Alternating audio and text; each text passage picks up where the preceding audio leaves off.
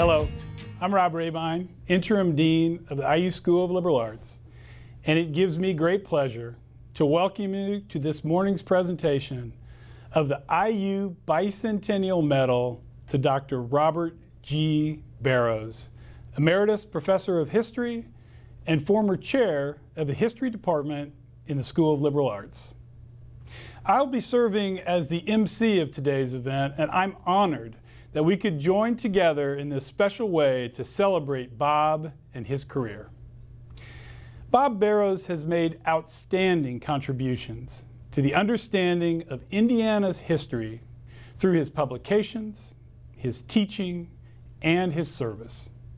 For 11 years, Bob served as an editor at the Indiana Historical Bureau, and in 1989 he joined the Department of History at IUPUI, where he taught American history, including Indiana history, for nearly 30 years and served multiple terms as the department's Director of Graduate Studies and as chair, which is when I came to know him. Bob was a guiding authority on numerous publications and projects, especially through his work as managing editor of the massive and massively influential Encyclopedia of Indianapolis. Additional works include a biography of Hoosier social reformer Albion Fellows Bacon, published by Indiana University Press, and numerous book chapters and articles for professional journals such as Indiana Magazine of History, the Journal of Urban History, and Ohio Valley History. In 2018, Bob received a Lifetime Achievement Award from the Indiana Historical Society at its Founders Day. This prestigious award recognizes those whose efforts have enriched the lives of others by conveying awareness and appreciation of Indiana's history on local, regional, and statewide levels. Bob's work has certainly enriched my life and the lives of so many who are joining us today to celebrate the man and his many contributions to the department, the school, the university, and the state of Indiana. Now, allow me to introduce James H. Madison. Jim, aka Mr. Indiana History, is Professor Emeritus of History at IU Bloomington. He has published widely in the field, was editor of Indiana Magazine of History for many years, and is familiar with Bob's work. Jim, please share a few words about your work with Bob. Thank you, Rob. I'm honored, delighted to be a part of this ceremony. I want to begin by saying that Bob and I were young historians together in the early 1970s when Bob was a young Turk. I know that some of you younger people may think he's an old graybeard, but I can assure you that was not the case in the early 1970s. In fact, Bob made very early entries into new fields of social science history, of quantitative history, the scholarship of social and geographic mobility. He even did his dissertation on a rudimentary form of computer technology. As Rob said, Bob's scholarship has centered on Indiana history. The Albion Fellows Bacon volume is a landmark in women's history and progressive era reform history.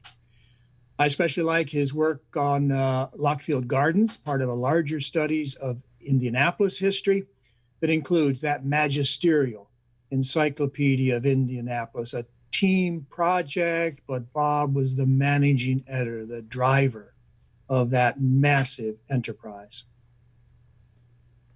I know that Bob was a superb teacher, graduate advisor, department chair, pioneer in public history at IUPUI. I'll let his closer colleagues in Kavanaugh Hall comment on those areas. But I want to join this morning in warm congratulations to a friend of half a century, most deserving of the IU Bicentennial Medal. Congratulations, Bob. Thanks, Jim. Now let me introduce Elizabeth Brand Monroe, Associate Professor of History and past Director of Public History.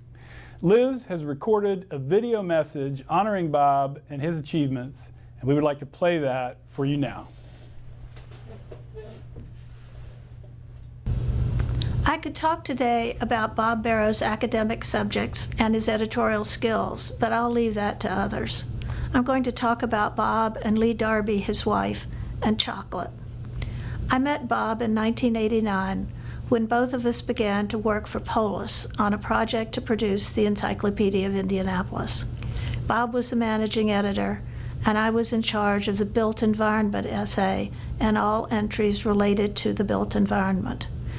I formed a committee whose members helped me develop a list of appropriate entries.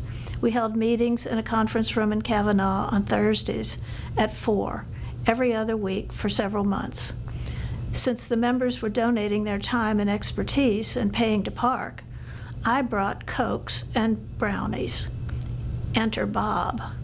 Before long, Bob was showing up.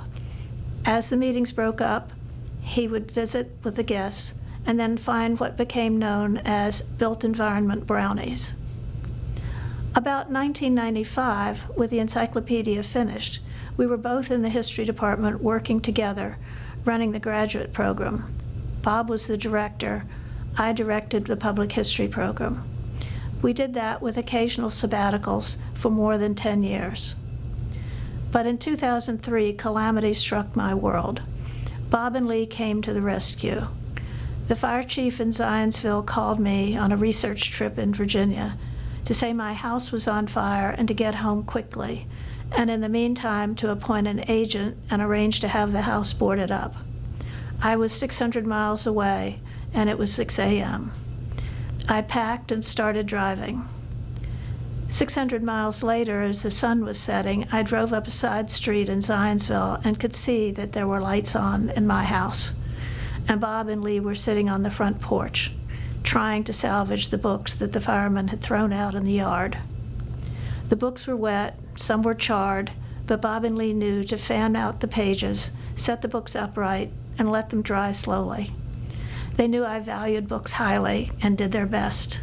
It brought tears to my eyes then, and I'm always close to tears when I remember that kindness. However, I will say that Bob, as director, had to deal with what I'll call students in some kind of trouble also. One instance involved a graduate student who had been traveling with her boyfriend, ending up in a hospital in Spain. The boyfriend called with questions about her health insurance, and Bob was on it. I'll finish with another chocolate story from this past July when I broke my ankle. I was working at home on some term papers when Bob called to see how I was doing. He and Lee had decided to come to the Dairy Queen in Zionsville for chocolate ice cream, and if convenient, they would stop by and bring me ice cream too. It's always convenient to receive chocolate ice cream. I hadn't had chocolate ice cream in years, and we all pretended it was on their way to another trip.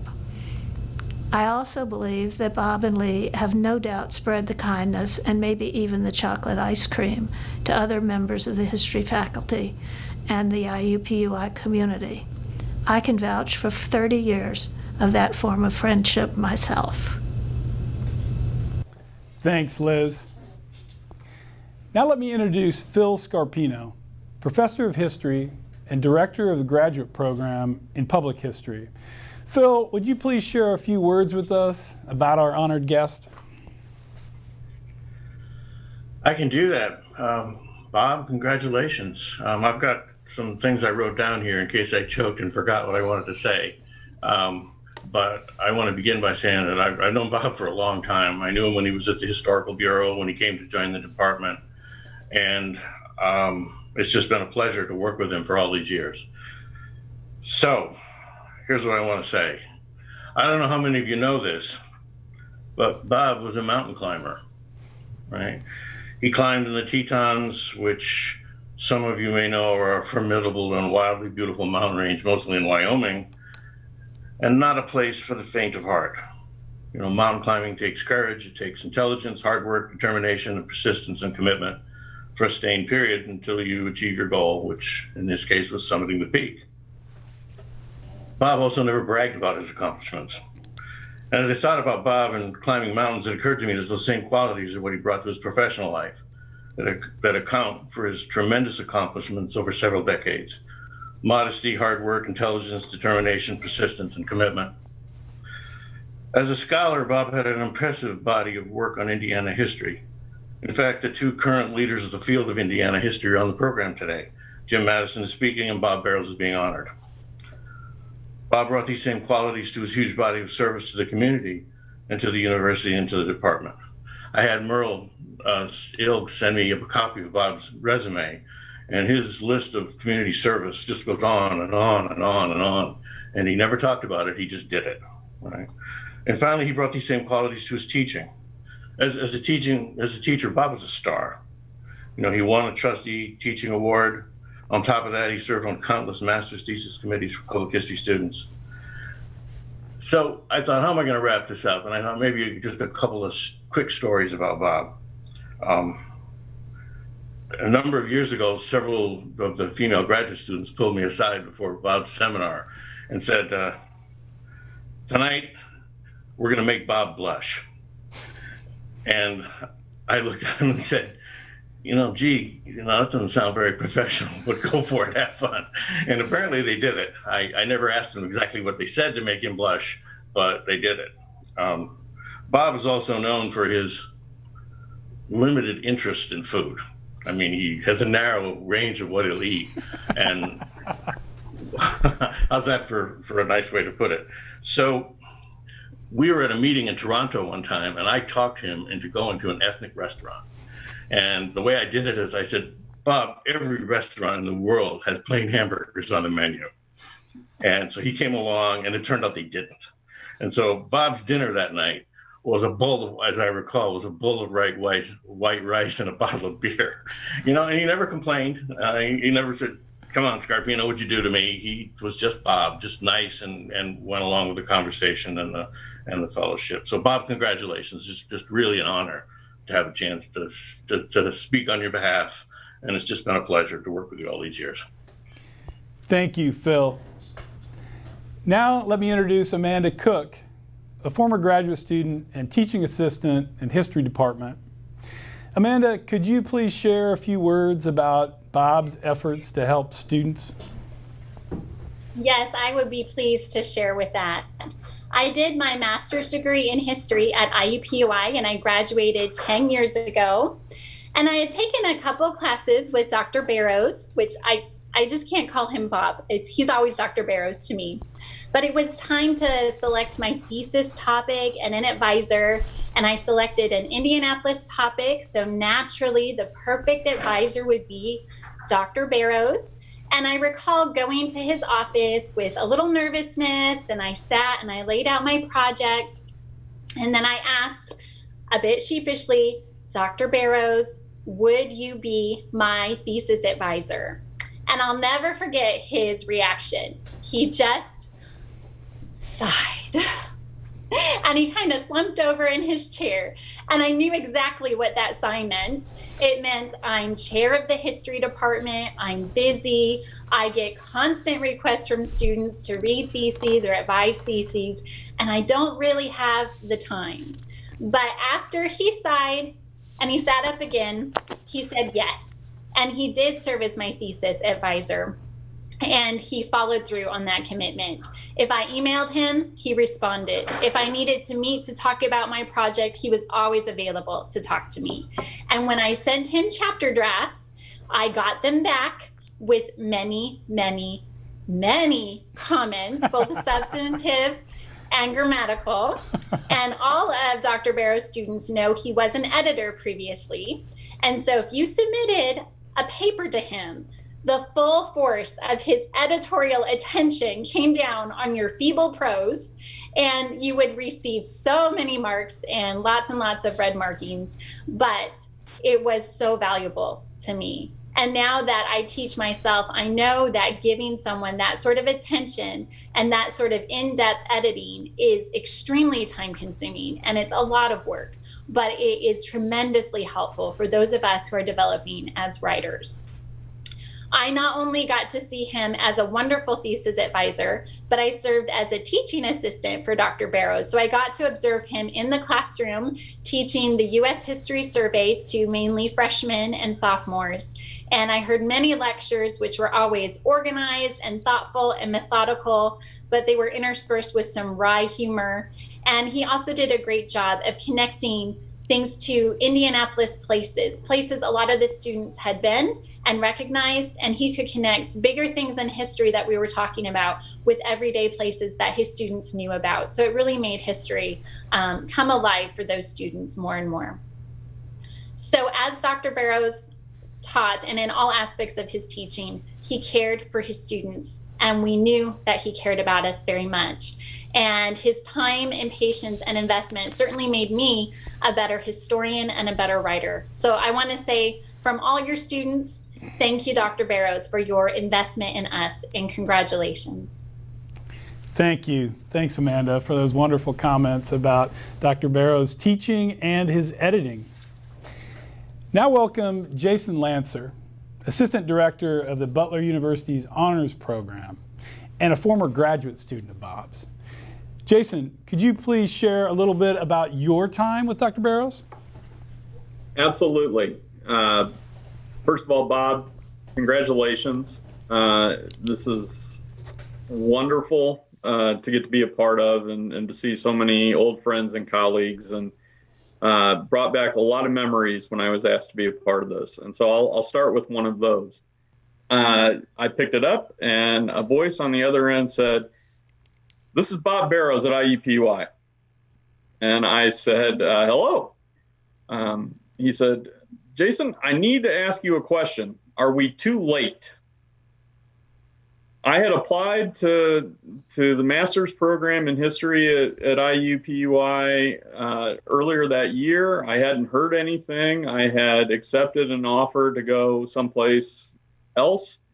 I was all set to do so. And here was Bob calling, as he put it, kind of at the last minute, to see if I would be interested. And I said, sure. I was more than happy to hear what he had to say. And he spelled out to me the opportunities that were going to be available to me if I came to Indianapolis and stayed within the IU family.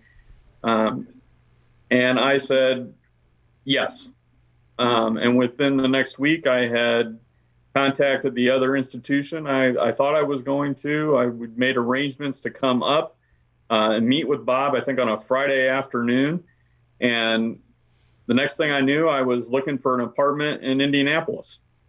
Over the next 2 years, everything that Bob promised me on that phone call and in our subsequent meeting came true. I got to know wonderful faculty. I got to work for the Polis Center as a research assistant and really dive into Indianapolis history. I got to become a teaching assistant to Dr. Koch. My second year, I got to develop a thesis topic and figure out what that was and take awesome classes, 2 with Bob, and one of which was directly related. It was an Indiana history class, and as a native Hoosier, I couldn't think of anything better to do. The other class was a class on public history, historical editing, and that opened up my eyes as well to all sorts of opportunities outside of the classroom within the profession. And Bob was a staunch supporter. He was my #1 advocate at IUPUI. He helped me as my dissertation or my thesis advisor. He helped me go back down to Bloomington to get my PhD. And he's been a friend and supporter ever since. And I know my story is just one of many, and Amanda already talked about this as well. And Bob, you have been and remain an incredible inspiration professionally, and it is an honor to be known as your colleague, your former student, and as your friend. Congratulations. Thanks, Jason. Now we have Nancy Robertson, Associate Professor of History and Philanthropic Studies and Co-Director of the History Graduate Program. Nancy, too, has a few words to share about our honored guest. Nancy? Great. So I first met Bob when I interviewed for a position at the IUPUI history program more than 20 years ago. I was a diligent job applicant, and I researched and had a 3x5 index card on every member of the department.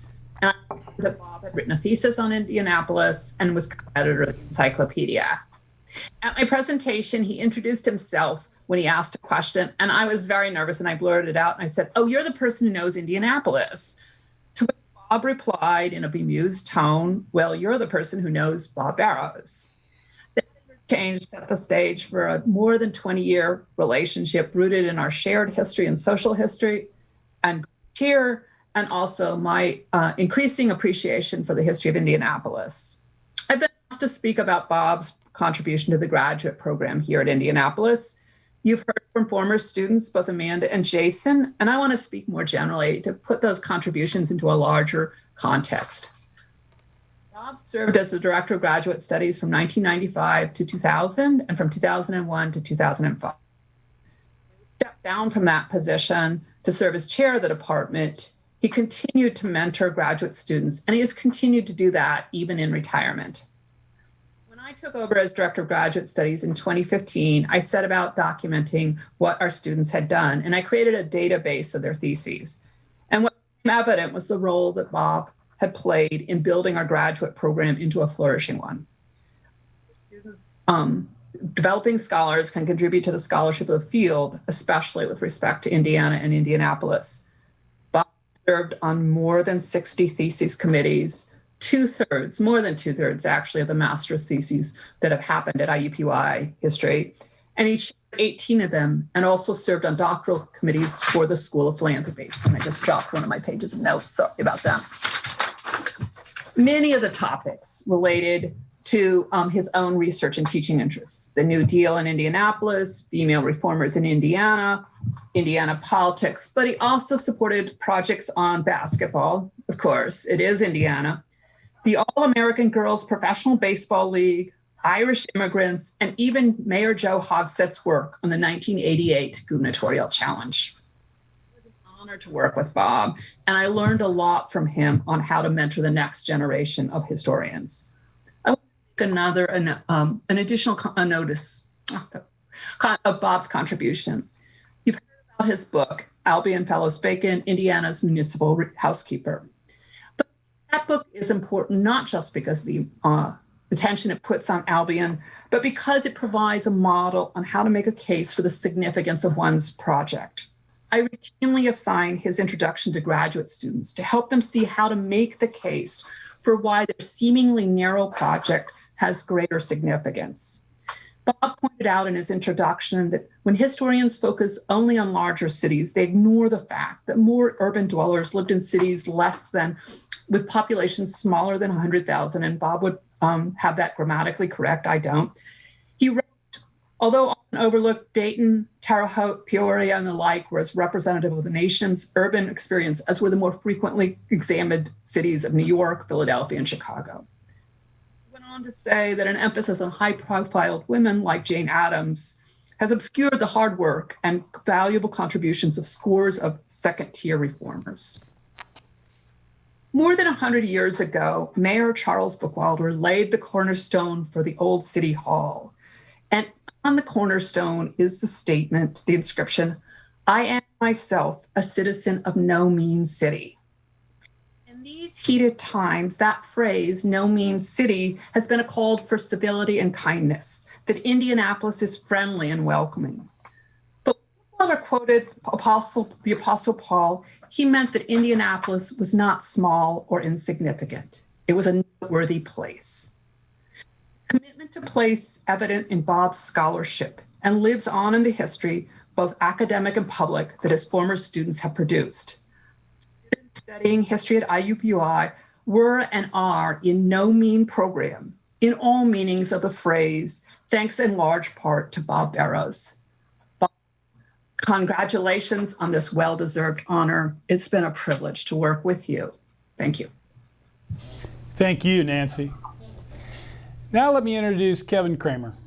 Kevin is an associate professor of history and the current chair of the history department. Kevin, you had some big shoes to fill. Please share with us a little bit about Bob's leadership in the department. Hello, Bob. Hello, everyone. I can't think of any of the duties I performed over the past 2 years that I anticipated enjoying more than paying the tribute to you and your work and your legacy in the department. Coming at the end of this program, I'm going to indulge in a little bit of gilding the lily, because you have been so you have been revealed in your accomplishments as a historian so well in the previous remarks. But I will like to point out that I miss you every day. And this is one of the things I think we can all agree on in the department. You have been an irreplaceable colleague and mentor, especially to me over the past 20 years. Since I'm currently serving as the chair of the history department, the example of your leadership is a guide for me every day, particularly in these stressful and uncertain times. You're a model of calm, wise, and compassionate leadership. And I'm trying my best, as Rob puts it, to fill your shoes. And I remember my first year as director of graduate studies coincided with your first year as full-time chair of the department. And I learned so much in that year about how to do my job and how to think about the needs and larger goals and purposes of the department and the faculty within it. I also learned much to my, I felt myself very lucky that you were a fellow night owl, and that when I requested evening classes, you were more than happy to accommodate me. And that was, I think, a big reason why my integration into the department when I started in 2000 worked so well. I am also gratified that in your retirement, you continue to receive recognition for your exemplary service to your profession and to the history of the state and to the history of this city we live in. I was there when you were awarded the Eli Lilly Lifetime Achievement Award at the Indiana Historical Society in 2018. And I'm hoping that this too is something that will express the gratitude and good wishes of everybody you've worked with over the years. I think, though, that it's your dedication to teaching, which Nancy and Phil both have noted, that has, for me at least, been the most valuable and enduring legacy that you leave to us, your colleagues, that you leave to the department, and you leave to the university, the reason we are convening here today. Since 1985, thousands of students have enrolled in your courses in 19th and 20th century American and Indiana history, and they have gone out into the world with a deeper understanding of their lives, their community, and their state. And as Nancy mentioned, the numbers alone of the committees that you chaired, the master's committees that you chaired, the master's committees that you served on as a member, this number alone, over 60 master's committees, a number that does not come close to telling the whole story of the student research you launched as an advisor and a mentor and as a resource. And again, I would like to echo previous speakers in noting that having begun your career, academic career as an editor, for all of your colleagues and all of the students you have taught, your editorial eye for the true crux of the matter reminded us all that God is in the details. And I thank you for your lessons and your model and your example, as I said, every day. Congratulations again, Bob. Thank you, Kevin. And now, in honor of all that Dr. Robert Barrows has done for the Department of History, the School of Liberal Arts, Indiana University, and the state of Indiana, I am honored to present the Indiana University Bicentennial Medal. The Bicentennial Medal, a special initiative of Indiana University's 200th anniversary, is awarded to organizations and individuals who, through their personal, professional, artistic or philanthropic efforts have broadened the reach of Indiana University around the state, the nation, and the world. Made of materials salvaged from bells that once rang out from the tower of the Francis Morgan Swain Student Building on the IU Bloomington campus, each Bicentennial Medal is a lasting piece of Indiana University history. Bob, I believe you should have the medal there with you. Typically, I would have presented this medal to you in person as I utter the following words. Since I'm not with you now, please do hold the medal up for us to see. By virtue of the authority vested in me by the trustees of Indiana University, I am pleased and privileged to present this Bicentennial Medal on behalf of IU President Michael McRobbie and Chancellor Nasser Paydar to Dr. Robert Barrows. Congratulations, Bob. Would you please honor us with a few words? I assume I'm unmuted here and people can hear. You are. Let me just do a brief comment about the medal itself. My reaction to it may be slightly different than many other recipients, because in the mid-1970s, when I was in graduate school in Bloomington, for 4 years, I lived in a small apartment in a building we used to describe as a quadplex, 4 very small units in a small building. And in the summer, when the weather was good and you had the windows open, I was about 3/4 of a mile away from that student building. And I clearly remember on clear summer nights when the windows were open, hearing the bells ring. So it's amazing to have one of the medals that's made from those objects. The program here says that this is words of acceptance on my part. It's mostly going to be a series of thank yous to people. So first of all, to the School of Liberal Arts and for nominating me for this award.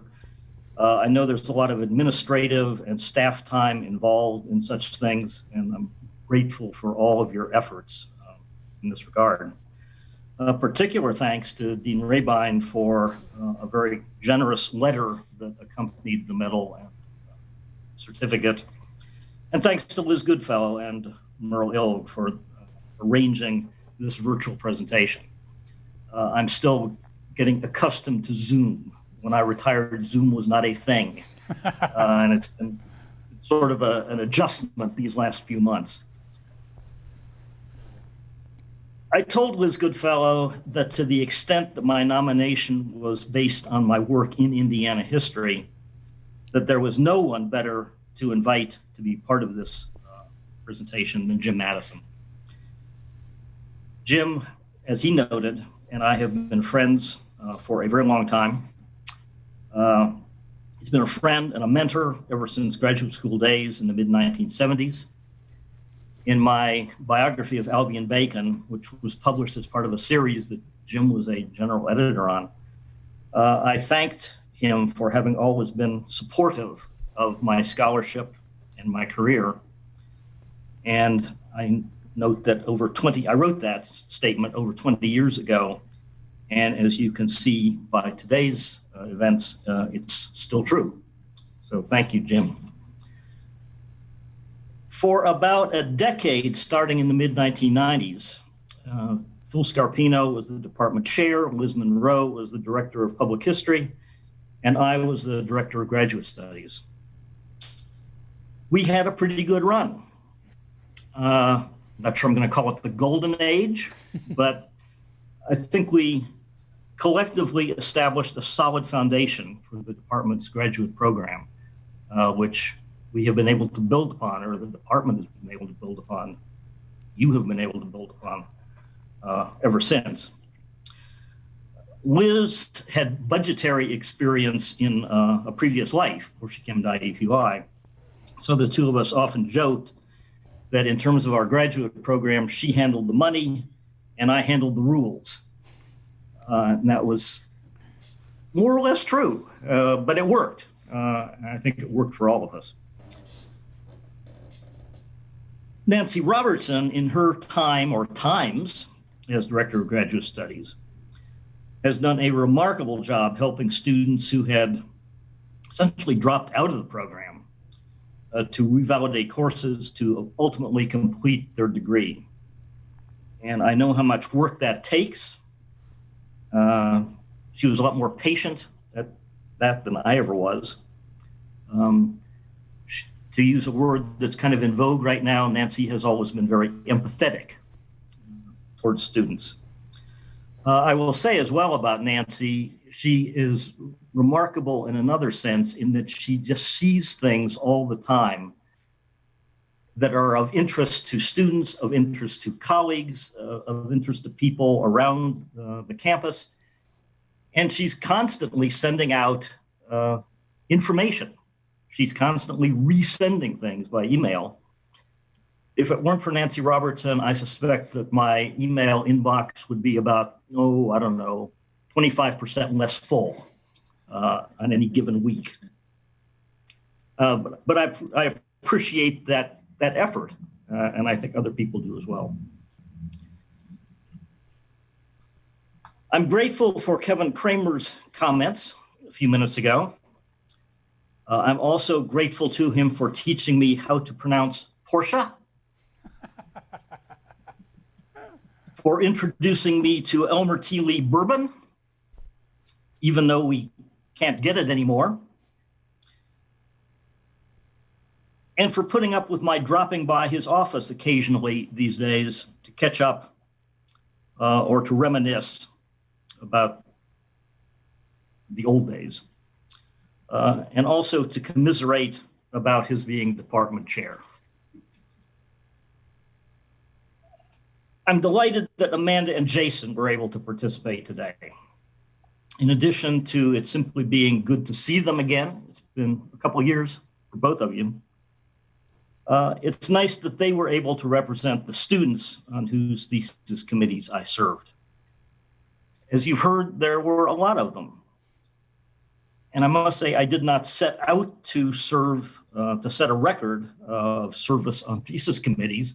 It just kind of happened in large part, I think, because I knew something about Indiana history, and so many of our students being in Indianapolis and being a block away from the State Library and the Historical Society ended up working on Indiana topics. And so even if I didn't direct the thesis, often whoever was directing it sort of sent students my way, and people would ask, do you want to serve as a second reader or a third reader? And so it just kind of added up over the years.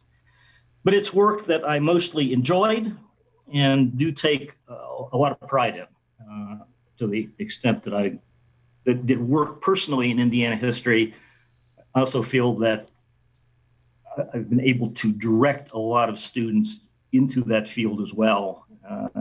And I've enjoyed doing that. And so I thank Jason and Amanda for representing that part of my career. The certificate that comes with the Bicentennial Medal, let me, very briefly before I conclude this, let me say two other things about the students. Jason, and he mentioned this, came to IUPUI and did a master's thesis with me, and then went back to Bloomington and did his PhD under the direction of Jim Madison. So I think Jason can say, whether he ever does or not, but he can say that in terms of formal training in Indiana history, he's the best trained Indiana historian in the world. I'm not sure that's worth anything, but you can say it. Amanda mentioned that she was a teaching assistant for me for 2 semesters. And during the first semester we were doing that, she was already well engaged in her thesis, and she was working on something called the Indianapolis Flower Mission, progressive era social welfare organization. And I'm preparing for my progressive era lecture one night at home that fall semester.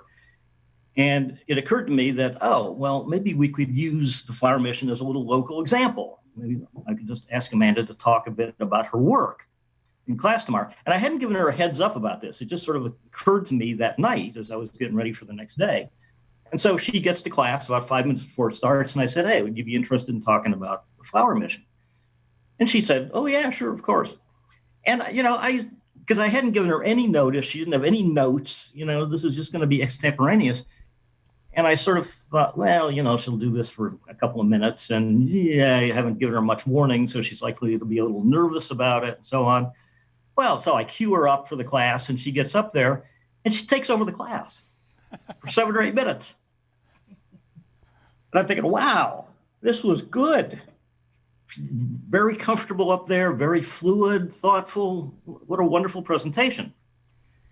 And it's not until, and I didn't know, I knew where she had gone to school and I knew where she grew up, but I didn't know about extracurricular activities. It was only the next spring when she's beginning to apply to PhD programs, including Bloomington, and she asked me to write a letter for her. And at that point, I sort of got to see her full resume. And what I discover is that she had been in college on a national championship debate team. Duh. She's going to be pretty comfortable in front of the class, isn't she? So I hadn't known that in advance, but it was a wonderful experience. The certificate that comes with the Bicentennial Medal says that it is given in recognition of distinguished and distinctive service. If some people believe my service to the school and the university has been distinguished, hey, who am I to quibble? But I will quibble with the word distinctive in my case. There are many people in the school whose contributions are deserving of similar recognition. There are people on the screen right now who are deserving of similar recognition. So I'm not sure that what I did was distinctive, but I appreciate it being recognized. So I accept this medal with humility and thanks to the colleagues and students who made my time in the School of Liberal Arts so rewarding.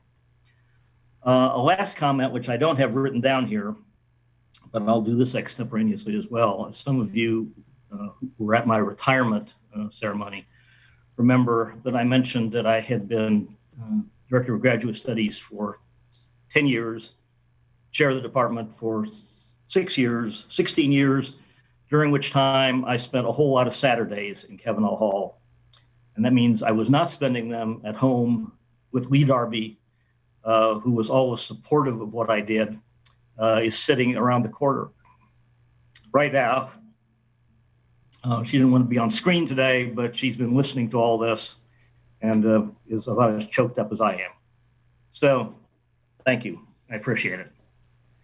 Thank you, Bob, and thank you, Lee, for being with us as well. And congratulations on receiving the Indiana University Bicentennial Medal. Thank you, guest presenters, for helping us to honor Bob today. And thanks to all of you for attending today's ceremony. It will be recorded. It has been recorded, and it will be available, so stay tuned for that. Meanwhile, on behalf of the faculty, staff, and students of the IU School of Liberal Arts, best wishes, be well, and goodbye for now.